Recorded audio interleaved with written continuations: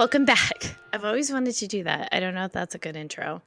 Hi, everyone. I'm Amanda We're trying it. Jewson. I'm the CEO and founder of Baby's Best Sleep.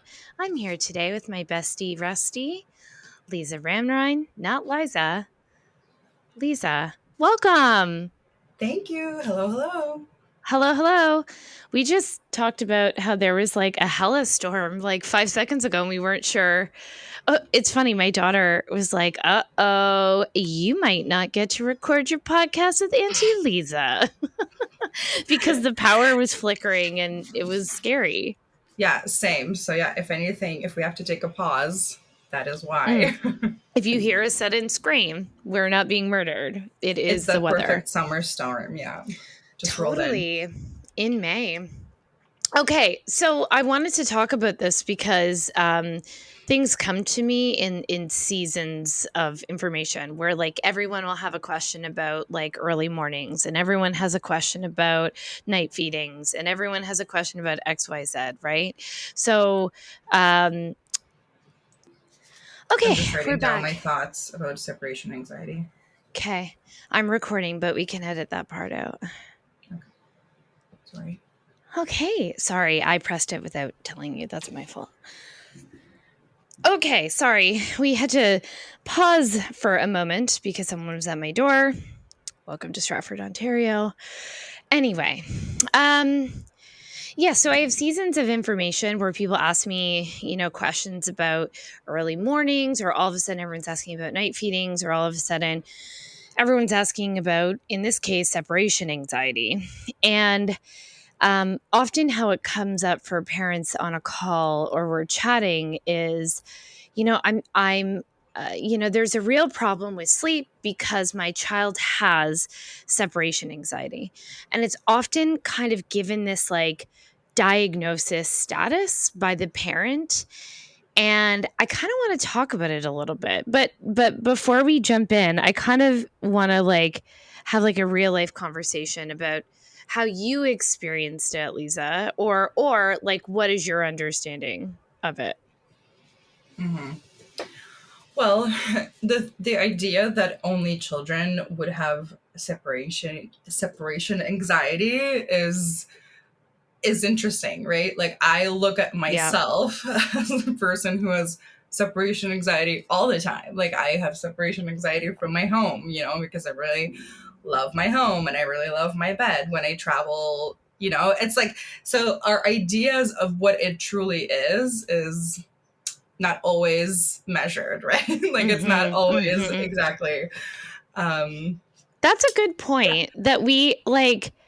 I think about it's funny. So you and I just went on a girls trip last month, and like when I was there, I was fine. But the days leading up to the trip, I was so sad and I had anxiety about leaving my kids. I'm with them all the time. I'm not the mhm, parent who goes away. So mhm. the days before, I was like, nervous and scared. So separation anxiety can just be like a feeling that you're having in just your everyday life. Right. And the fact that it's just like exclusive to children or babies is so silly, right? So it's Mhm. like Mhm. um I experience separation anxiety from my kids, and my kids want nothing to do with me. They're like living their life and have a great sort of like, I make sure, or my husband and I both make sure that they have a full plate, as much as they want it to be full. And they have a life. And when I am away from my kids, yes, let's use this example of our trip.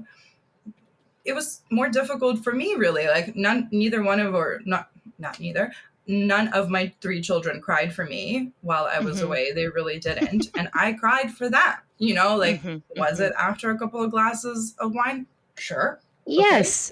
But but that's when I feel my most Yeah. vulnerable to let that Yeah. anxiety come right out, right? So Yeah. and I was in a safe environment with two people I feel very good around being. Yeah. That's good. Well, it was good. That's important. Well, yeah, and I think so often how it comes up like, well, I mean, have there been situations, and I can think of definitely some of mine, where you left and your child shows a level of anxiety or they've cried, or they've been upset that you're leaving. I can actually think of one when I was at your house. I think it was the Yeah, first time we went out that's right. after you had kids, and I was like, oh shit. Okay. I was childless at the time. Yeah. Yeah. So my second child was, I think he was like maybe just over one. Must have been just over one, right? Or yeah, Mm-hmm. something around there. Yeah.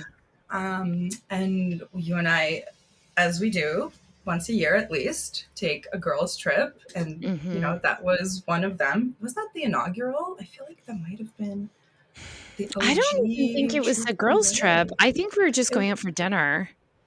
no, we were definitely heading to Niagara. Oh, I think it were was we? that, Okay. yeah, the very first, Might have it been the was the first very one first then. time. Yeah, Yeah. I think it was Yeah. that high school reunion. In fact, I know because I remember everything, Oh, unfortunately, for that. everyone in my Yeah. life.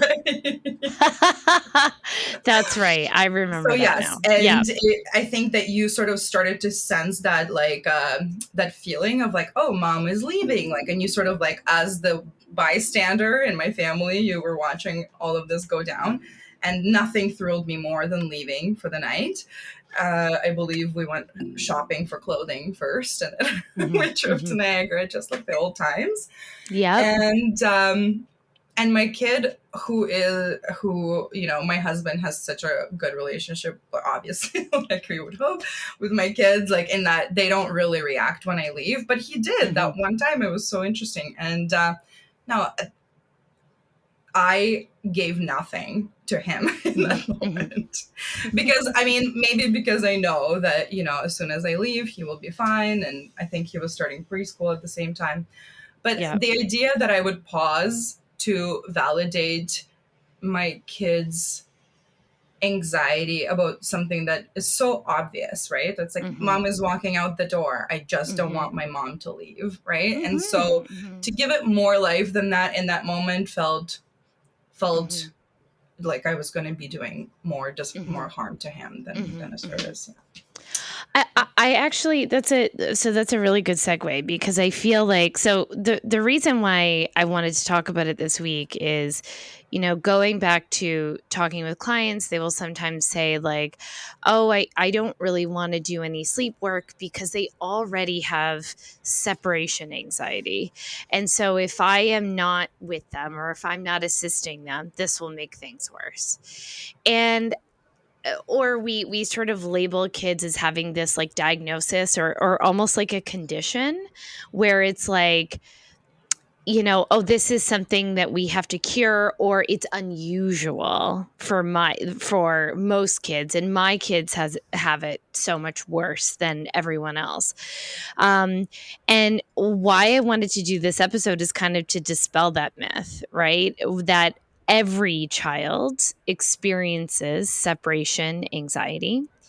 It is a normal part of infant and child development, and it can come and go. So it's not, an official diagnosis. You wouldn't take your child to the doctor or a mental health specialist to be like, they are really upset. It probably comes and goes. There are times where it's really hard, and then there's times where it's easy.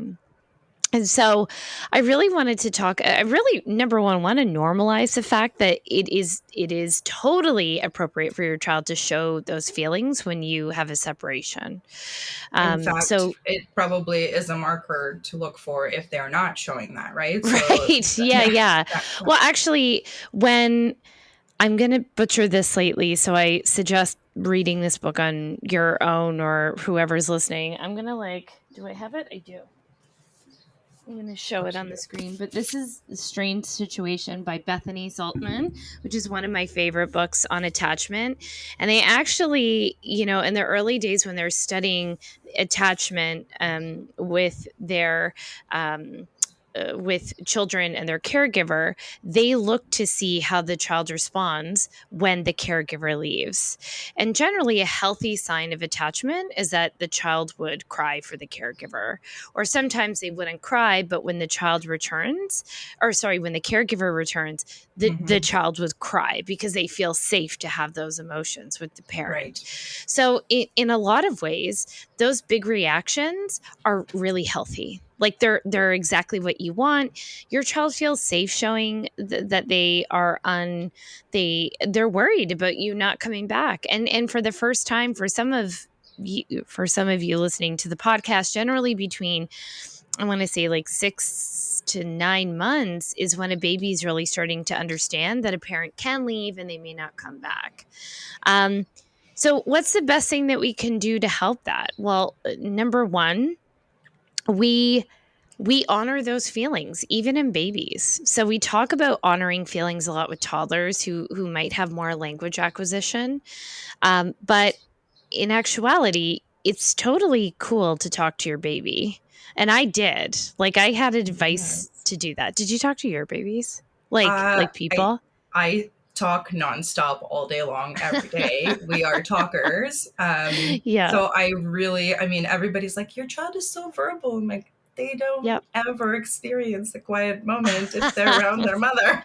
I would, It's yeah, so even true. as a baby, I would pick my kids up and be like, now we're doing your diaper change. This cream Mhm. smells like this. You sort of Mhm. describe your day as you go, but mostly Mhm. because I was so bored and lonely. I really just need to speak. I love to talk. Yeah. Yeah. And yes, so I'm when we do our sleep work with our clients, we always coach our parents to have a pep talk with them first. Tell them what you're Yeah. going to do, tell them what's going on, And you especially set with the our tone older kids. even just with your voice, right? Like for Mhm. babies, I feel like if they're hearing you say, I am so sorry, mommy's leaving, I'm Mhm. walking out that Mhm. door, it's so awful for Mhm. you. Or if you're I know. like, hey, guess what? Tonight is a great That's night. We're right. trying something new. Yep.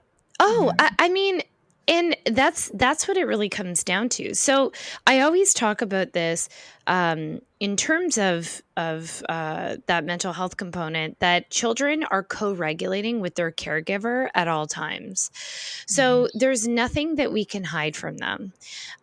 This was a pretty significant learning for myself and my parenting journey, that, when I was experiencing peak anxiety, my therapist asked me, how do you think your children feel when you're anxious? And I truly earnestly said, oh, they don't know that I'm anxious. And then she was like, you are kidding yourself if you don't think that they know. And I was like, well, I never Of talk about course. it. And she's like, you don't need to. And I'm like, oh, that just makes me feel worse.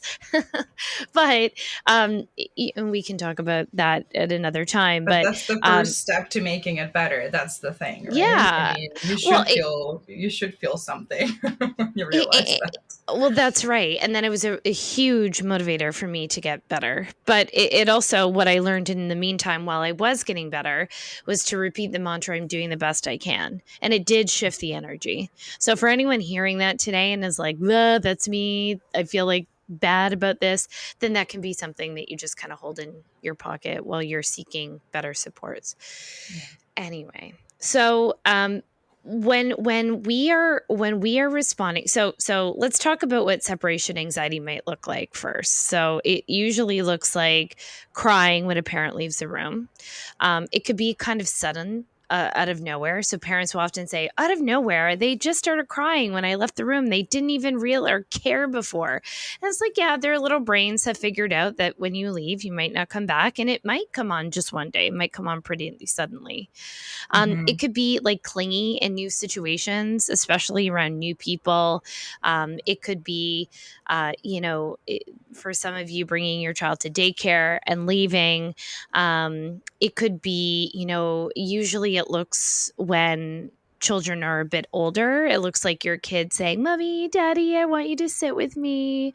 I want you to da da da. And then those are all really normal things that kids do on and off. My kids have done all of those things. Yeah. I remember dropping Nora off at daycare for the first time. So we had a caregiver for the first 3 years of her life, and then when she was 3, we did this like day program, like a little half day program. And I dropped her off in the morning, and she cried. Like, actually, the first day she's like, bye. And I was Yeah, like, I was look gonna at say, was me. it the first morning? I know. And then I was like, she's so amazing. And the second day she realized Yeah. I'm not coming back right away, right? And she cried and cried, and I was like, "Oh my god," and I'm crying, and it was messy. Um, but that's a really normal experience, right? She doesn't know it is normal to feel worry. It's normal to feel anxiety in those new situations.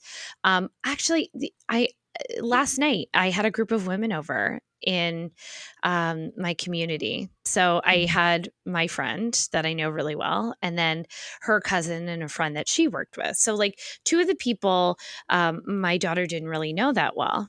And so they come in and they're like, "Oh, hi, how are you?" And she's like a little bit shy. She's like, "Hi." And then she came over and she whispered to me, she's like, "It's weird meeting new people." And I was like, "Yeah, Oh, for the rest of your life, it will feel yeah, like this. The yeah, rest of your life." I also feel weird, but I've developed some coping mechanisms. right. And I think that we do our children a disservice by telling them that we have to, those feelings are wrong, or we need to change Bingo. them. Or as parents, oh, this is an indicator that they're not secure, or it's like, no, they're anxious. Stress is okay. Stress is a great learning opportunity. I agree. And I'll tell you, on the other side, I taught children for many years, mostly in high school and in middle school. And the kids whose parents did a lot of hovering or managing of the child's emotions, those Mhm. kids didn't really have the tools to do that themselves on their own. Like they Well, really, really struggled to regulate. and the idea that you won't have to learn that one day without your parent being present and Mm-hmm. coaching you through that Mm-hmm. is Mm-hmm. silly. First of all, like I think that this says a lot about me that we started this podcast talking about separation anxiety, and I immediately thought we're addressing my separation anxiety. Can you imagine? I set up this I don't lesson have. or I this just did lesson. that. But imagine if I was like, I want to call you out about your anxiety about leaving your kids. Like, that'd be insane. But I think what you do so well is you always call me out for having that anxiety yet still going through with Yeah. leaving my kids, right? Like I think that Yeah. even like since my kids were so little, you always commented on that, like seeing how hard it was for me to leave and always just being like, good for you for doing the thing, you know? Yeah. Yeah, and I'm not saying, so then we have to get really clear about, okay, so while all of that is uncomfortable, it's normal, it's stressful, those things are Mhm. true. It doesn't mean that we say suck it up, blah blah blah. There are actually really responsive, lovely things that you can do for your children to allow them to feel secure, but also allow them to feel that separation, because it's impossible, even maybe not for some families, but there will be times, like if you talk about this all the time, you had to leave the second child more like kind of on their own in a crib because you were dealing with the first. That's a separation, right? That's right. And so it is truly impossible to never say I will always be right next to you, because we can't make Mhm. that guarantee. So why not build some resilience in safe and secure ways, right? Like, how can we Right. make the child feel secure, while building up capacity for the child to do that in the future? That's Mhm. really what I want to do. So, for example, with last night, I sort of took my daughter aside and I said, "It is weird and it feels funny. Does it make you feel nervous?" And she said, "Yeah." And I said, "Yes, it makes me feel nervous still too." And she said, "Okay." And I was like, "You can just come out and talk whenever you feel comfortable and ready." And she Right. did. And she took time, but we validate the feelings. But I'm not about to like ask my friends to leave because she feels Right. nervous, right? Right. Like, Right. time to go. Sorry, I didn't expect this to happen. But we do that for our babies all the time. And we do Mhm. do that. We might change our whole entire behavior, right? So sometimes, like, so if we were to, the common situation is, okay, I leave the room, or I go to leave the room and my child is upset. Okay, so we'll Mhm. go back in maybe once or twice and say, "Listen, I'm going to leave. I love you so much. I'm going to come back." I'm going to Right. come back. And you leave, they're allowed to have those big, stressful, normal feelings. You leave, and guess what you do? You come back and you Right. continue to come back and you allow them to build capacity and trust through the idea that you're coming back. Now, I have two stories to tell because I wrote these down because they're goodies. Okay. Okay. Okay. Just good examples. So one, when I was going on my first trip, I was I went back to work pretty early. So when he was 4 months, and I had to go away for 48 hours for a school trip to supervise. And I was distraught. And my friend Lindsay said, Amanda, the best thing my mom told me is every time you go or the first time you go, it's a gift to your child to know that you always come back. And I Mm-hmm. was like, okay. And that's true because the more you go and the more you come back, That's the right. more your child learns to trust that it's okay that you leave. So Yeah. remind them that you're coming back and don't try to avoid the big feelings that come along with that.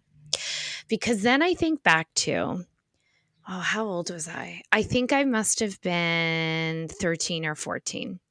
And I was babysitting for my aunt's friend. And the little boy was 2 years old. Mhm. Maybe I was a bit older. I was Anyway, it gonna doesn't say, matter. times have changed. Yeah, I know times have changed. I'm trying to think of when it might be. But anyway, um, I go and the boy is 2 years old, and the mom, he's really upset that his parents are leaving.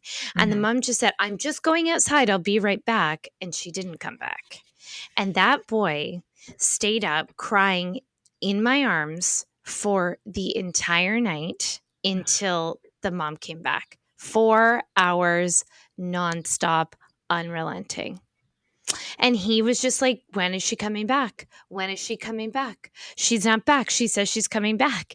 And that's where we get to, we don't want to play tricks on our kids. I don't No. believe in being dishonest. Oh I my don't gosh. like, there are, even for toddlers, there are methods that say, okay, tell them that you'll stay there. I'll be right back. And then you stop coming back. And I just don't like it because if you're not going to do what you say, your child Yes. will start to develop other anxieties about your word not being what you say it is, especially as they get older.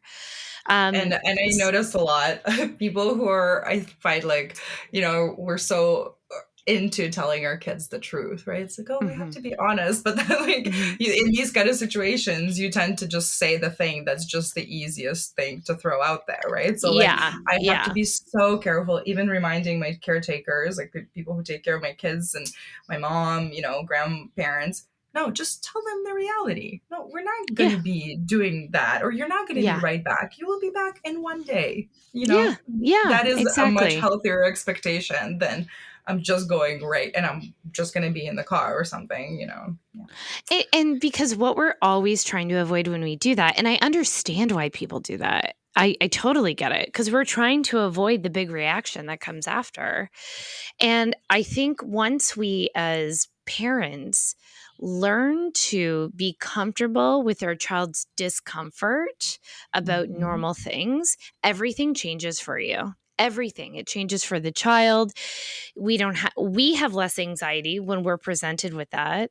We have to stop thinking our child's normal behaviors and instincts are abnormal and things to fix or things that Because we of have the to way that stop. they make us feel, right? That's Yes, that's right. right. Right. That's Right. exactly it. So when you say my child has separation anxiety, I say to my clients, well, every child has separation anxiety. And what we want to do now is build up trust around that separation anxiety. We need your child to experience that discomfort, Yeah. and we need to go to them and continually come back and comfort them. And when it's possible, we securely are, snuggling and touching and hugging. And then when it's time for separations, that's okay. Like, let's even take sleep out of it. Like, there are going to be times that you have to leave your child. Like, let's build that capacity for them so they feel really secure doing that. Right. And we're Exactly. not talking about like, especially for older children, you know, I'm not overriding your doctor or your psychologist official clinical diagnosis. I'm not. No, What of I'm course. saying is like the normal separation anxiety that, kind of comes and goes. And, I remember, oh my God, do you remember when Winnie used to cry when she saw Clayton out of nowhere? And then Mhm. it would be like just new people because she Mhm. didn't see like every time we came, it'd be like you and the boys. And then like That's right. Clayton showed up and she's like, absolutely not, get out. Yeah, that's a new person, I don't like it. Yeah. Exactly. But this is the other thing, just that, like, constantly meeting him, like, he's at things, when you come over Yeah. now, he's there. Yeah. I Yeah. think we made a proper effort to make sure Clayton's included in more things. Oh, but I even My think, like, when reclusive we were little husband. hanging Yeah. oh, but I think that's not he was just working, he was at work, Right, right. so No, it'd be, exactly, like, right. during the Yeah. day. Yeah. Yeah. Yeah. Um, yeah. But, remind yourself that, like, number 1, separation anxiety is normal. Their protest is normal. We don't have to stop the protest. We can respond to them and their feelings and their thoughts and do all that. So, the other misconception about any sleep work, if we want to tie it back into sleep work, is like, I was having not a discovery call. I was having a chat with someone's like, well, what happens down the line if they're teething or sick? Do I just leave them? When people say, do I just leave them? It makes me like, no, we never just leave our kids. Let's be thoughtful about what we're doing. We go in. Like it's also funny that people think I have 2 children and like I've never parented them in the middle of the night. I shut it down. I lock the door. They could be bleeding and crying and coughing and I'm giving double middle fingers to them being like, absolutely It's not, leave you guys. time. It's me time. Like, of course This not. is the Of time I course. leave you. There was this article out, oh God, it was like close to 10 years ago, or like just when I had Winnie. It's like, I think the title is like Why I Believe in Nighttime Parenting. And I was like, yeah, and I don't. Fuck you, kids. Like, Yeah. we're not doing this. Like, it's so bananas. No, you always go to them. If they're sick, like I've sat with my kid when they're sick and fevered and they've slept on me. I have Nice. always gone in, but it's like when they're just crying because they're learning something new or they're having a struggle and there's no obvious injury or illness or anything, you can always go to your child, comfort, console, chat with them. Hey, it's okay. Leave. Then some people will say, well, if I go in, it makes the protest worse. Well, okay. They're allowed to feel that way. They Right. probably wanted you to do something that you didn't, and then you left, and it makes sense. It doesn't mean that we stop doing it. It means that we need to continually um, check in and make sure that they understand that when I come in, these are the things that are happening. Right. And I think also just being able to like check, like, going back, taking it back to me, guys, Yeah. how much of this anxiety is actually your anxiety as a parent, Mhm. right? And Mhm. not Mhm. not what your Mhm. child is actually experiencing or Yeah, not that's looking a really forward good to. point. Yeah. Yeah, I mean, Um, that's such a good point. I mean, how much of this is our feeling bad about like not being able to like meet that need in that moment, right? That yeah, anxiety or how for much of it us. is just coming exactly stemming from whatever it is that is for you, right? Whatever the leaving the child represents in your life for that moment, Mhm. or yeah. Mm. And how you Um, were parented and well, maybe exactly. like That's yeah. what I'm thinking about. Yeah. But also, it's like you're saying, of course, you go to them when they're sick, and when my children are sick, I tend to sleep with them. Like they either Mhm. come to my room if they're too big, if they're really Mhm. sick, I go and sleep with them, and um, and it is about my anxiety. It is about Mhm. that. That is what it's Mhm. about. But again, my daughter, my both of my sons have a very strong sleep hygiene practice, Mhm. and Mhm. so when it is time for them to sleep on their own when they're well again, then they do. They just jump right Yeah. back into it. And yeah. Yeah. But I mean, again, it's like it's figuring those things out and really, really checking yourself as a parent Yeah. and what Yeah. state you're in, right? So Uh-huh. are you at 100 when they're coughing in the middle of the night and you don't want to leave them? Okay, sure. That's like Yeah. warranted, but Yeah. yeah, anyway. Oh, I agree with all of that. And I think that's like when people talk about like tune into your instincts and follow them, I couldn't agree with that more, right? Like you have to like, is this a problem for me? No. Am I following some like arbitrary guide to parenting? If the answer is yes, then just do what you want to do. Feel out, like, if you continually, like, there are some people who, my kid has a cough, they're in my bed.